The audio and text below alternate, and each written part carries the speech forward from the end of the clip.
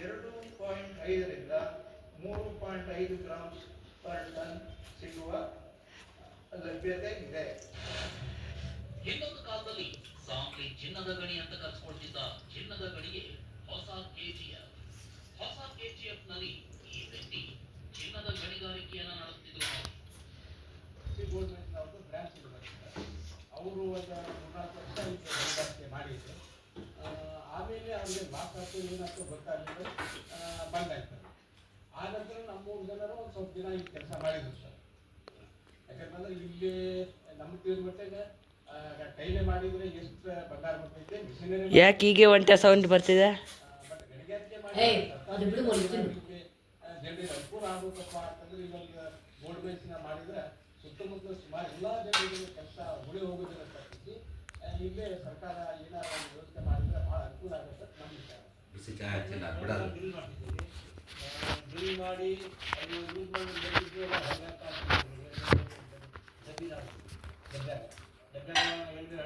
ಇಟ್ಟಿದ್ರು, ಅದ್ರಾಗ ಹೊರಗೆ ಕಳಿಸ್ತಿದ್ರಲ್ಲ. ಟ್ರಿಪ್ 5-6 ಟ್ರಿಪ್ ಹೋಗ್ತಿದ್ರು, ಡ್ರಾಫ್ಟಿಂಗ್ ಮಾಡ್ತಿದ್ವಿ. ಡ್ರಾಫ್ಟಿಂಗ್ ಮಾಡಿ ಎಲ್ಲ ತುಂಬಿ ಹೊರಗೆ ಕಳಿಸ್ತಿದ್ವಿ. ನೋಡಿದ್ರ ತಾಲೂಕಿನ ಮಹಾಲಿಂಗಪುರದ ನಿವಾಸಿ ದುರ್ಗಪ್ಪ, ನಾನು ಇದೇ ಗುಹೆಗಳಲ್ಲಿ ಚಿನ್ನದ ಗಣಿಗಾರಿಕೆ ನಡೆಸಿದ್ದೀನಿ ಅಂದಿದ್ದಾರೆ.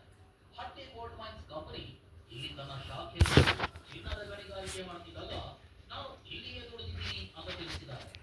ಅಚ್ಚರಿ ಅಂದ್ರೆ ಹಟ್ಟಿ ಕಂಪನಿ ಇಲ್ಲಿ ಗಣಿಗಾರಿಕೆ ನಿಲ್ಲಿಸಬೇಕು. ಸ್ಥಳೀಯರು ವರ್ಷಗಳ ಕಾಲ ಇಲ್ಲಿ ಬಂಗಾರವನ್ನ ಹೆಕ್ಕಿದ್ದಾರೆ. ಗದಗ ಜಿಲ್ಲೆಯಲ್ಲಿ ಬರಗಾಲ ಬಿದ್ದು ಉದ್ಯೋಗ ಇಲ್ಲದಂತಹ ಕಷ್ಟ ಕಾಲದಲ್ಲಿ ಇಲ್ಲಿನ ಜನ ಗುಹೆಯೊಳಗೆ ಹೋಗಿ ಬಂಗಾರದ ಗಣಿಗಾರಿಕೆ ಮಾಡ್ತಿದ್ರು. ಒಳಗಡೆ ಹೋಗಿ ಕಲ್ಲು ಮಣ್ಣುಗಳನ್ನ ಹೆಕ್ಕಿ ಹೊರಗಡೆ ತಂದು ಅದನ್ನ ಪುಡಿ ಮಾಡಿ ಸಂಸ್ಕರಿಸಿ ಬಂಗಾರ ಸೋಸ್ತಾ ಇದ್ರು. ಈ ಕುತೂಹಲಕಾರಿ ಮಾಹಿತಿಯನ್ನ TV9ಗೆ ಸ್ವತಃ ಗುಹೆಗಳಲ್ಲಿ ಚಿನ್ನ ಹೆಕ್ಕಿ ತೆಗೆದವರೇ ತಿಳಿಸಿದ್ದಾರೆ. ಕಷ್ಟ ಐತ್ರಿ. ಡ್ರಿಲ್ ಮಾಡಿ ಅದನ್ನ ಹೋಗಿ ಸಣ್ಣ ಪುಡಿ ಮಾಡಿ ಅದನ್ನ ತೊಳೆದು ಬಂಗಾರ ತೆಗಿಬೇಕು. ತುಂಬಾ ಕಷ್ಟಪಟ್ಟು ಬಂಗಾರ ತೆಗಿತಾ ಇದ್ದ ದುರ್ಗಪ್ಪ ಮತ್ತು ತಂಡ ಅತ್ಯಂತ ಕಡಿಮೆ ಬೆಲೆಗೆ ತಾವು ಉತ್ಪಾದಿಸಿದ ಬಂಗಾರವನ್ನ ಮಾರ್ತಿದ್ರು.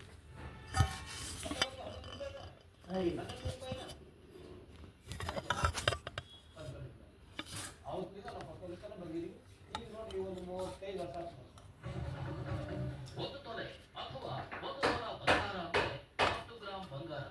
ನಾನು ಸುಮಾರು 35 ವರ್ಷಗಳ ಹಿಂದೆ ಈ ಗುಹೆಗಳ ಮಣ್ಣಿನಲ್ಲಿ ಉತ್ಪಾದಿಸಿದ 10 ಗ್ರಾಂ ಬಂಗಾರವನ್ನ 1,100 ರೂಪಾಯಿಗೆ ಮಾರುತ್ತಿದ್ದೆ ಅಂತ ದುರ್ಗಪ್ಪ ಹೇಳಿದ್ದಾರೆ.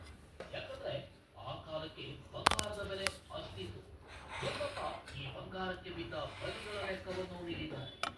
ಆಗಿನ ಕಾಲದಲ್ಲಿ ನಾವು ಸೀಮೆಎಣ್ಣೆಯ ಚಿಮಣಿ ಬೆಳಕಿನಲ್ಲಿ ಗುಹೆಯಲ್ಲಿ ಬಂಗಾರದ ಅದಿರು ಅಗಿತಾ ಇದ್ವಿ. ಚಿಮಣಿಯ ಹೊಗೆ ಕುಡಿದುಕೊಂಡು ನಮ್ಮ ಜೊತೆ ಕೆಲಸ ಮಾಡ್ತಿದ್ದ ತುಂಬಾ ಜನ ಜೀವ ಬಿಟ್ಟರು ಅಂತನೂ ದುರ್ಗಪ್ಪ ಹೇಳ್ತಾರೆ. ಹೀಗಾಗಿ ಈಗ ಒಂದು 50ರಿಂದ 60 ಮಂದಿ ಬರೀ ಅದು ಕಾರ್ಬನ್ನಿಂದನೇ ಅಪಾಯ ಆಗಿದೆ.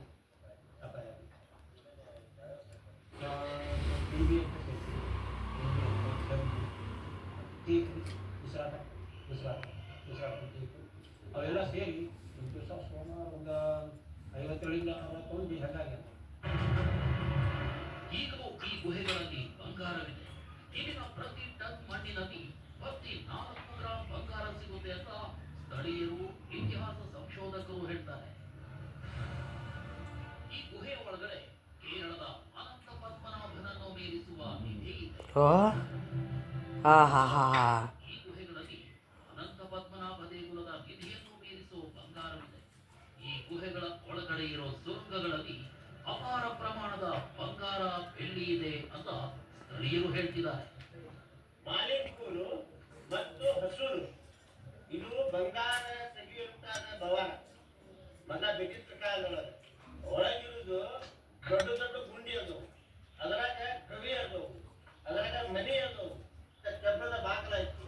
ಆ ಬಾಗಿಲಕ್ಕೆ ದೊಡ್ಡದ ಒಂದು ಚಾವಿ ಹಾಕ್ತಾರೆ. ಒಳಗೆ ಬಂಗಾರ ಇತ್ತು, ಬೆಳ್ಳಿ ಇತ್ತು. ಬ್ರಿಟಿಷರು ಈ ಗುಹೆಗಳಲ್ಲಿ ಚಿನ್ನದ ಗಣಿಗಾರಿಕೆ ನಡೆಸುತ್ತಿದ್ದರು. ಇಲ್ಲಿನ ಸುರಂಗಗಳ ಒಳಗಡೆ ಬಂಗಾರ ಸಂಗ್ರಹಿಸಲು ದೊಡ್ಡ ದೊಡ್ಡ ಮನೆ ಕಟ್ಟಿದ್ರು. ಭಾರತ ಬಿಟ್ಟು ಹೋಗುವಾಗ ಈ ಗುಹೆಗಳಲ್ಲಿನ ಮನೆಗಳಲ್ಲಿ ಬಂಗಾರ ಹೆಂಗ್ ಮತ್ತು ನಿಲ್ಸಿದೆ ನೋಡಿ. ಶಸ್ತ್ರಾಸ್ತ್ರಗಳನ್ನ ಬಿಟ್ಟು ಹೋಗಿದ್ರು ಅನ್ನೋದು ಸ್ಥಳೀಯರ ಪ್ರತಿಪಾದನೆ. ಇದಕ್ಕೆ ಪುಷ್ಟಿ ನೀಡುವಂತೆ ಈ ಗುಹೆಗಳಲ್ಲಿ ನಿಗೂಢ ಸುರಂಗಗಳು ಇವೆ. ಗುಹೆಗಳ ಒಳಗಡೆಯೇ ಬಾವಿಗಳ ರೀತಿಯ ರಚನೆಗಳಿವೆ. ಗುಹೆಯಿಂದ ಬಾವಿಗಿಳಿಯುವ ಏಣಿಗಳು ಇವೆ. ಅಷ್ಟಕ್ಕೂ ಈ ಗುಹೆಗಳಾದ್ರೂ ಎಲ್ಲಿವೆ ಅಂದ್ರೆ ಉತ್ತರ ಹೊಸ ಅಂದ್ರೆ ಇದು ಕೋಲಾರ ಗೋಲ್ಡ್ ಫೀಲ್ಡ್ ಅಲ್ಲ, ಕಪ್ಪತ್ತಗುಡ್ಡ ಗೋಲ್ಡ್ ಫೀಲ್ಡ್.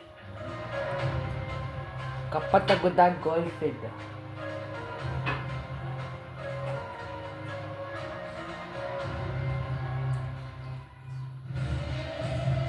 ಗದಗ ಜಿಲ್ಲೆಯ 3 ತಾಲೂಕುಗಳ ನಮ್ಮ ಕಪ್ಪತ್ತಗುಡ್ಡ 30,000 ಹೆಕ್ಟೇರ್ ಪ್ರದೇಶದಲ್ಲಿ ಹರಡಿಕೊಂಡಿರುವ ಕಪ್ಪತ್ತಗುಡ್ಡದಲ್ಲಿ ರಾಜಮಹಾರಾಜರು ಮತ್ತು ಬ್ರಿಟಿಷರ ಕಾಲದಲ್ಲಿ ಚಿನ್ನದ ಗಣಿಗಾರಿಕೆ ನಡೆದಿದೆ. 1980ರ ದಶಕದ ತನಕವೂ ಇಲ್ಲಿ ಬಂಗಾರ ಹೆಕ್ಕಲಾಗಿದೆ. ಬಂಗಾರದ ಅದಿರು ಅಗೆದಿದ್ದರಿಂದಲೇ ಇಲ್ಲಿ 500 ಗುಹೆಗಳು ಸೃಷ್ಟಿಯಾಗಿವೆ ಅಂತ ಸ್ಥಳೀಯರು ಹೇಳ್ತಾರೆ. ಈ ಗುಹೆಗಳಲ್ಲಿ ಬ್ರಿಟಿಷರು ಹೂತಿಟ್ಟಿದ್ದ ಚಿನ್ನದ ನಿಧಿ ಇದೆಯೋ ಇಲ್ವೋ ಗೊತ್ತಿಲ್ಲ, ಆದ್ರೆ ಇಲ್ಲಿನ ಕಲ್ಲುಗಳಲ್ಲಿ ಬಂಗಾರ ಇದ್ದೇ ಇದೆ. ಭಾರತದ ಭೂವೈಜ್ಞಾನಿಕ ಸಮೀಕ್ಷೆ ಇಲಾಖೆ ನಿವೃತ್ತ ಹೆಚ್ಚುವರಿ ಮಹಾನಿರ್ದೇಶಕ ವೀರಯ್ಯ ಪ್ರಕಾರ ಗದಗ ಜಿಲ್ಲೆಯ ನಾಗಾವಿಯಿಂದ ಚೆನ್ನಿಗೇರಿವರೆಗೂ 25 ಕಿಲೋಮೀಟರ್ ಉದ್ದ ಮತ್ತು 10 ಕಿಲೋಮೀಟರ್ ಅಗಲದ ಪ್ರದೇಶದಲ್ಲಿ ಬಂಗಾರದ ನಿಕ್ಷೇಪಗಳಿವೆ. ಇಲ್ಲಿ 10 ರಿಂದ 15 ಕಡೆ ಬಂಗಾರವಿದೆ ಅಂದಿದ್ದಾರೆ. ಅಷ್ಟೇ ಅಲ್ಲ, ಬೇರೆ ಬೇರೆ ಸಂಶೋಧನೆಗಳು ಕೋಲಾರ, ಚಿಕ್ಕಬಳ್ಳಾಪುರ, ಚಿಕ್ಕಮಗಳೂರು, ಶಿವಮೊಗ್ಗ, ಧಾರವಾಡ, ಗದಗ, ಹಾವೇರಿ ಮತ್ತು ರಾಯಚೂರಿನಲ್ಲಿ ಬಂಗಾರದ ನಿಕ್ಷೇಪಗಳಿರೋದನ್ನ ಪತ್ತೆ ಮಾಡಿವೆ. ಹಲವಾರು ಜಾಗಗಳಲ್ಲಿ ಚಿನ್ನದ ನಿಕ್ಷೇಪಗಳಿವೆ. ಕೋಲಾರ ಚಿನ್ನದ ಗಣಿಗಳು ವರ್ಲ್ಡ್ ಫೇಮಸ್ ಆಗಿವೆ. ಅದೇ ರೀತಿ ಅದಕ್ಕೆ ಪ್ಯಾರಲಲ್ ಆಗಿ ಚಿತ್ರದುರ್ಗ ಶಿಸ್ಟ್ ಬೆಲ್ಟಲ್ಲೂ ಕೂಡ ಹಲವಾರು ಜಾಗಗಳಲ್ಲಿ ಚಿನ್ನದ ನಿಕ್ಷೇಪಗಳಿವೆ. ಅದೇ ರೀತಿ ಅದರ ಉತ್ತರದಲ್ಲಿ ಮಂಗಳೂರು ಶಿಸ್ಟ್ ಬೆಲ್ಟ್ ಇದೆ.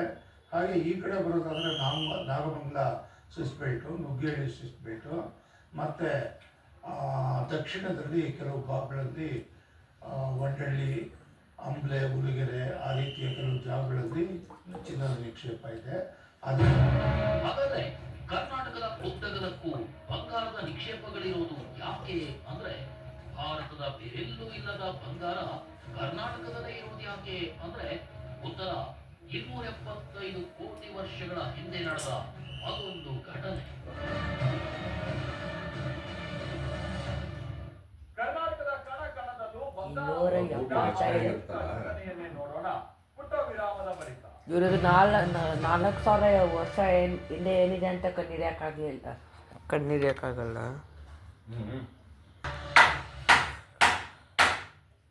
ಬಂಗಾರದ ಮೂಲ ಇರೋದು ನಕ್ಷತ್ರಗಳ ಸಾವಿನಲ್ಲಿ. ಸೂಪರ್ನೋವಾ ಮತ್ತು ನ್ಯೂಟ್ರಾನ್ ನಕ್ಷತ್ರಗಳ ಡಿಕ್ಕಿಯಿಂದ ಬಾಹ್ಯಾಕಾಶದಲ್ಲೇ ಚಿನ್ನ ಸೃಷ್ಟಿಯಾಗಿದೆ. ಉಲ್ಕಾ ಶಿಲೆಗಳ ಮೂಲಕ ಭೂಮಿಗೆ ಬಂದಿದೆ. ಹೀಗೆ ಭೂಮಿ ಸೇರಿದ ಚಿನ್ನ ದಕ್ಷಿಣ ಆಫ್ರಿಕಾ, ಕೆನಡಾ, ಕರ್ನಾಟಕದಂತಹ ಪ್ರದೇಶಗಳಲ್ಲೇ ಹೆಚ್ಚಿದೆ.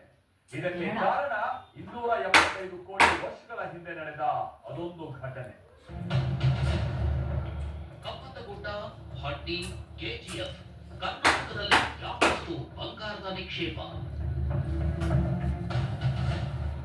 ಕೆಜಿಎಫ್ ಅಂದ್ರೆ ಕೋಲಾರ ಗೋಲ್ಡ್ ಫೀಲ್ಡ್ ನಲ್ಲಿ 121 ವರ್ಷ ದೊಡ್ಡ ಪ್ರಮಾಣದಲ್ಲಿ ಚಿನ್ನದ ಗಣಿಗಾರಿಕೆ ನಡೆದಿದೆ. 1880ರಿಂದ 2001ರ ತನಕ ಇಲ್ಲಿ 800 ಟನ್ ಚಿನ್ನ ಉತ್ಪಾದಿಸಲಾಗಿದೆ. ಬಿಸಿಲನಾಡು ರಾಯಚೂರು ಜಿಲ್ಲೆಯಲ್ಲಿರುವ ಹಟ್ಟಿ ಗಣಿಯಲ್ಲಿ ಈಗಲೂ ಚಿನ್ನದ ಉತ್ಪಾದನೆ ನಡೆಯುತ್ತಿದೆ. ಹಟ್ಟಿ ಚಿನ್ನದ ಗಣಿ ಪ್ರತಿ ವರ್ಷ 1 ರಿಂದ 1.5 ಟನ್ ಚಿನ್ನ ಉತ್ಪಾದಿಸುತ್ತದೆ. ಇದೀಗ ಕೋಲಾರದ ಪಕ್ಕದಲ್ಲೇ ಇರುವ ಚಿಕ್ಕಬಳ್ಳಾಪುರದಲ್ಲಿ ಕೇಂದ್ರ ಗಣಿ ಇಲಾಖೆಯ ತಜ್ಞರು ಹೆಲಿಕಾಪ್ಟರ್ ಮೂಲಕ ಚಿನ್ನದ ನಿಕ್ಷೇಪಕ್ಕಾಗಿ ಶೋಧ ನಡೆಸುತ್ತಿದ್ದಾರೆ. ಈ ಹಿಂದೆ ಖಾಸಗಿ ಕಂಪನಿಗಳು ನಡೆಸಿದ ಅಧ್ಯಯನಗಳು ಚಿಕ್ಕಮಗಳೂರು, ಶಿವಮೊಗ್ಗ, ಧಾರವಾಡ, ಹಾವೇರಿ ಅಂತ ಜಿಲ್ಲೆಗಳಲ್ಲೂ ಬಂಗಾರ ಸಿಗುವ ಸಾಧ್ಯತೆಗಳಿವೆ ಅಂದಿದ್ರು. ಅಚ್ಚರಿ ಅಂದ್ರೆ 28 ರಾಜ್ಯಗಳಿರೋ ಭಾರತದಲ್ಲಿ ಕರ್ನಾಟಕ ಬಿಟ್ಟು ಬೇರೆ ರಾಜ್ಯಗಳಲ್ಲಿ ಒಂದೇ ಒಂದು ಚಿನ್ನದ ಗಣಿ, ಇನ್ನು ವಾಣಿಜ್ಯ ಗಣಿಗಾರಿಕೆ ಕರ್ನಾಟಕದಲ್ಲಿ ಮಾತ್ರ ಯಾಕೆ ಬಂಗಾರ ಸಿಗುತ್ತೆ ಅಂದ್ರೆ ತಜ್ಞರು 275 ಕೋಟಿ ವರ್ಷಗಳ ಹಿಂದೆ ಸೃಷ್ಟಿಯಾದ ಧಾರವಾಡ ಅಥವಾ ಧಾರವಾಡ ಕ್ರೇಟನ್ ಅಂತಾರೆ. ನಮ್ಮಲ್ಲಿ ಕರ್ನಾಟಕ ರಾಜ್ಯದಲ್ಲಿ ಧಾರವಾಡ ಕ್ರೇಟಾನ್ ಎಂಬ ಶಿಲೆಗಳ ಸಮೂಹ 2750 ಮಿಲಿಯನ್ ಇಯರ್ಸ್ ಹಿಂದೆ ಆಗಿದ್ದು, ಈ ಶಿಲೆಗಳಲ್ಲಿ ಚಿನ್ನದ ಪ್ರಮಾಣ ಮಾತ್ರ ಇದ್ದು, ಬೇರೆ ರಾಜ್ಯಗಳಲ್ಲಿ ಈ ಚಿನ್ನದ ಸಂಶೋಧನೆ ಮತ್ತು ಈ ಸಮೂಹ ಧಾರವಾಡ ಕ್ರೇಟಾನ್ ರಾಕ್ ಇಲ್ಲದೇ ಇರುವುದರಿಂದ ಬೇರೆ ರಾಜ್ಯಗಳಲ್ಲಿ ಚಿನ್ನ ಸಿಗುವ ಸಾಧ್ಯತೆ ಬಹಳ ಕಡಿಮೆ. ಕ್ರೇಟನ್ ಅಂದ್ರೆ ಸ್ಥಿರವಾದ ಭೂಫಲಕ ಅಥವಾ ಪ್ರಾಚೀನ ಸ್ಥಿರ ಭೂಖಂಡ ಅಂತ ಅರ್ಥ.